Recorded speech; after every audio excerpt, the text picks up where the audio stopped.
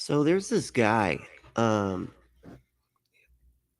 and he he is angry at Prager of all people, because he seems like he agrees with this Dennis Prager guy most of the time.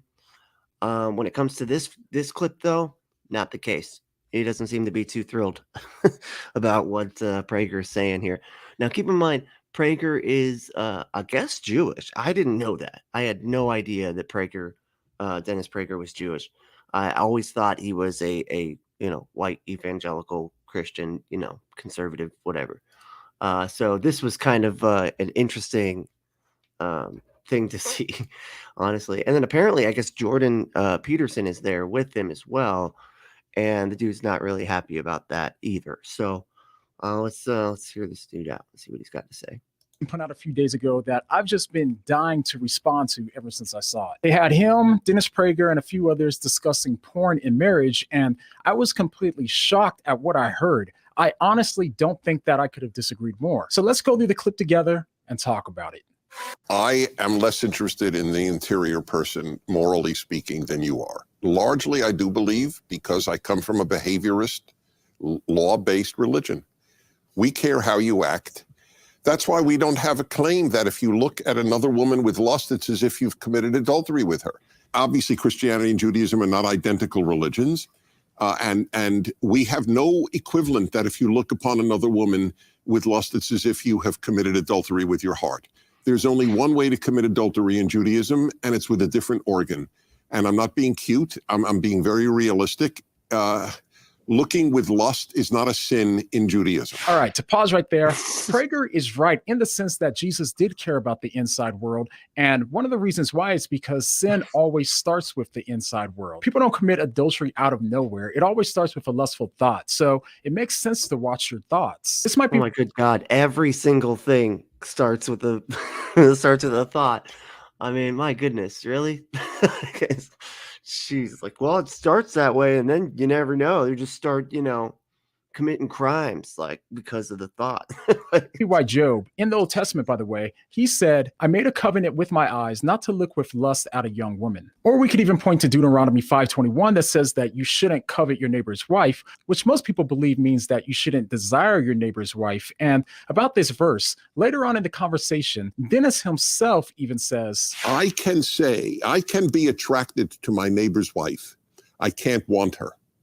There's a difference. But wanting another man's wife is internal and happens inside of a person. I am less interested in the interior person, morally speaking, because I come from a behaviorist, law-based religion. Now, I could very well be missing something. Talk about fucking splitting hairs. Holy shit.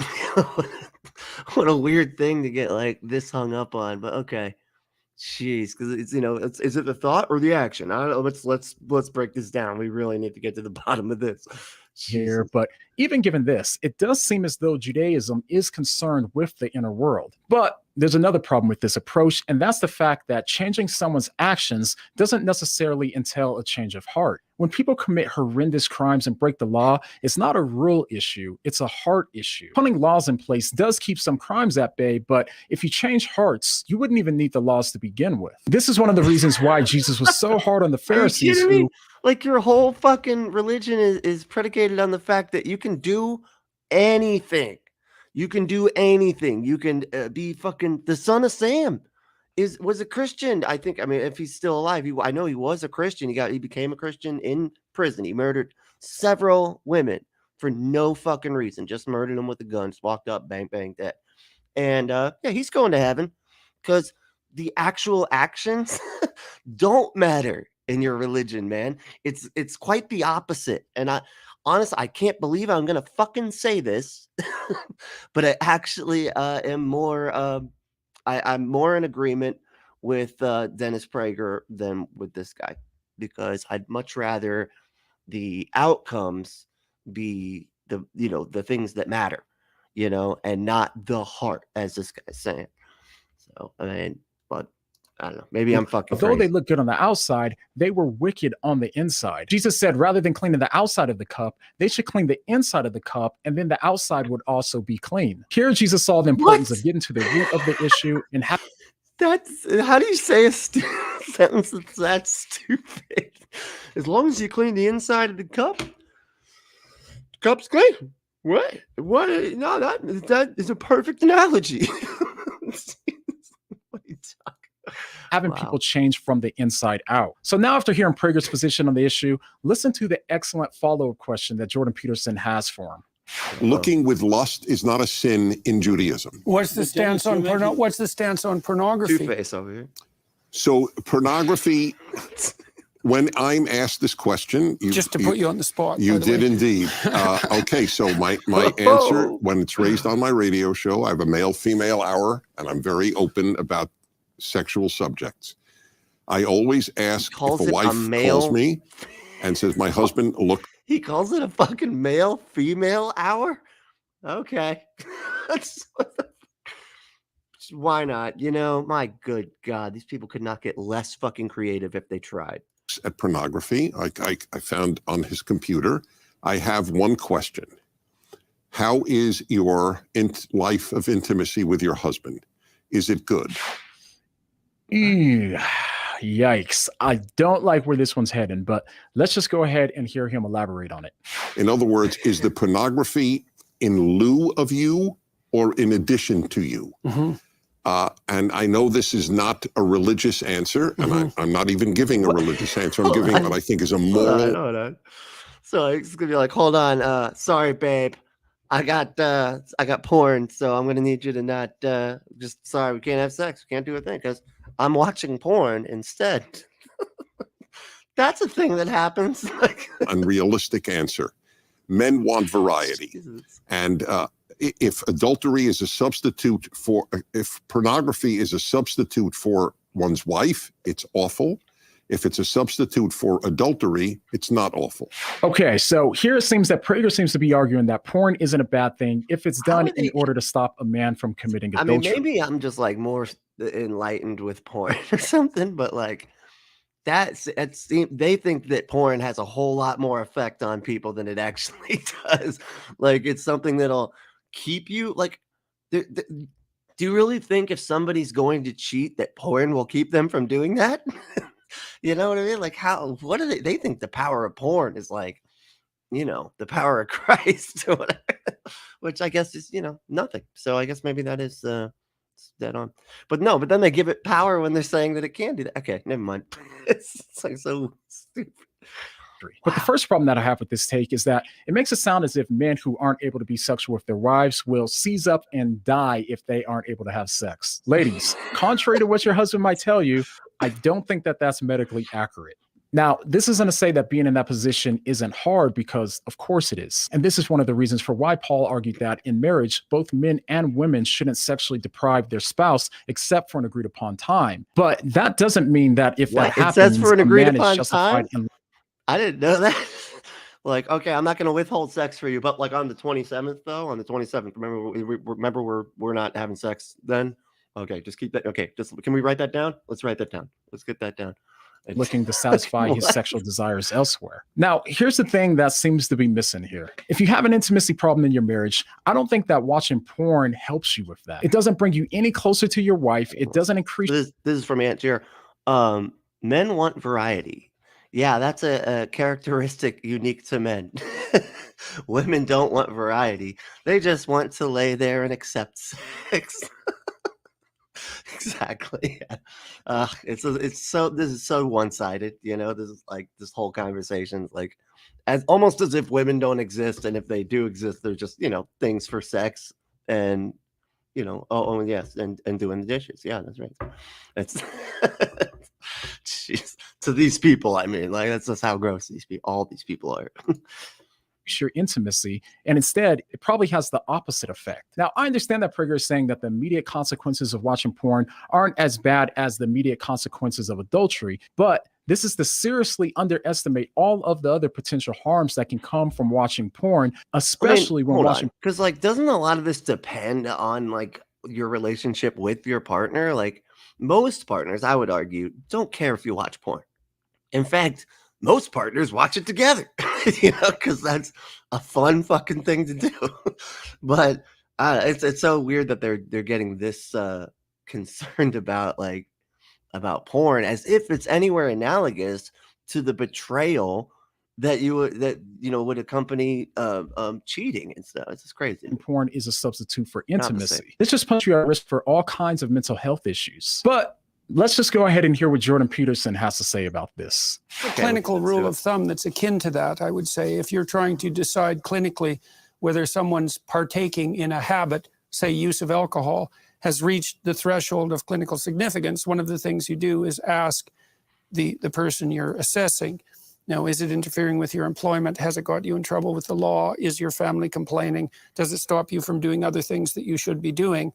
And so the judgment isn't the use of the forbidden substance itself. It is in some sense consequentialist. And I'm not saying that that's an absolute, but it is a hallmark of clinical judgment. But Dennis, so here Peterson seems to be taking a more pragmatic approach. Yeah, because we're dealing in reality. And it's it's just weird that I hate it when they compare this shit because alcohol is physically addictive. It's it's not the same thing as porn. The reason people believe that porn is addictive is because someone has told them or convinced them that they should not be doing it. The amount of what they're doing, whatever they're doing, they believe that they are doing it too much. That's what makes it seem like it's an addiction. It's not actually an addiction, though, according to as the latest research, as far as I'm aware. It was just porn addiction is a fucking myth. It's not real. It's just people usually from religious backgrounds and usually in fucking Utah and places like that. They tend to feel really badly about themselves for just doing a natural thing, for just, pleasuring themselves for an urge that they naturally have that you can't do anything about. And in fact, if you could do something about it, the population would suffer because that's how you fucking procreate, man. Jesus. Approach from a clinical perspective by saying that a person should assess how a habit is impacting their lives. But there's something else that we should take into consideration. I think that one of the great myths about I don't know. I think that's it's one of the fucking nutbag suits. Andrew, that's what the fuck is with that suit. Yeah, and he has one that's a Twitter one too. It's I could not imagine being that man. Everything would be so embarrassing. And so that's his Two-Face version, I guess. I don't know. It looks like the Tommy Lee Jones Two-Face suit, but I don't know. Fucking weird as shit. Watching porn is the fact that since it's done in private, we think that it doesn't impact anyone else. The thing about porn is that even though it is done in private, porn also affects on a very real level how a man thinks and acts, especially towards women. It affects how he sees women, what he thinks of women, and how he treats women. On a far deeper level, porn impacts our deep subconscious understanding of human value and expectations, which directly influence our actions on a regular and practical level. And the thing is, the more people that it individually impacts, no. greater. A douchebag isn't going to be more of a douchebag because of porn. That's not what made them the douchebag. They were the douchebag and they happen to watch porn. You cannot watch. Dude, most of the douchebags don't watch porn with the new no-fap shit. Those are the people that look at women as if they're nothing, yet they don't look at porn. I feel like that's a perfect example of you exactly being incorrect here. That's all the evidence you need right there. Effect that it has on our society as a whole. But listen to what Prager says next, because this is the part where things start getting worse and worse, in my opinion. I know a man who was saintly in taking care of his Alzheimer's wife, who got Alzheimer's at the young age of 50, and watched over her and bathed her for a decade. And then, so I would just ask, you asked me about pornography. So this man was faithful to a wife with whom he could not have relations, obviously, for a decade or more. I think it went to 15 years. Would he have been wrong in relieving his sexual tension with a photograph? Okay, so here I think that Prager is approaching this question from the wrong angle. It's the same type of course. reasoning that he would reject from someone who argued that grape is justification for abortion. The thing is, a bad situation Great. doesn't necessarily make an evil action good. If anything, we're choosing between the lesser of two evils. However, there was one point in the conversation where I believe that Jonathan the person can't fucking they can't have sex. Like, what the fuck? And you're saying like he's not allowed to masturbate either? This is crazy. You want him just to fucking explode? What's going on? Like, what else? Joe raised a really good point.